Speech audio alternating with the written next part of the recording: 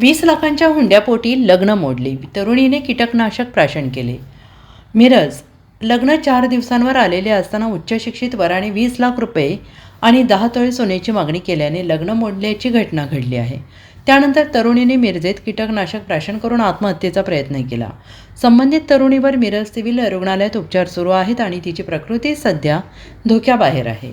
मिरजेतील बी फार्मसी पदवीधर तरुणीचा पुण्यात अभियंता असलेल्या तरुणासोबत 6 महिन्यांपूर्वी विवाह ठरला होता. दोघांचा साखरपुडा थाटामाटात पार पडला. साखरपुड्यानंतर भावी पतीने तरुणीस नोकरी सोडण्यास भाग पाडले. वराकडील मंडळींनी मानपान आणि इतर कारणांसाठी वेळोवेळी सुमारे 6 लाख रुपये घेतल्याची तक्रार तरुणीच्या कुटुंबियांनी केली आहे. विवाह दिनांक 28 रोजी होणार होता, मात्र त्यापूर्वी वराकडून 20 लाख रुपये रोख आणि 10 तोळे सोन्याची मागणी करण्यात आली.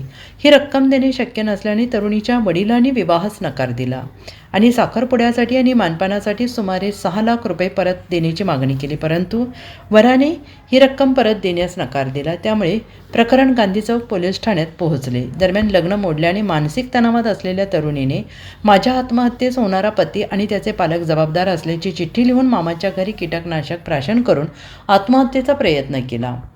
Bureau report, SBN Marathi, Miraj.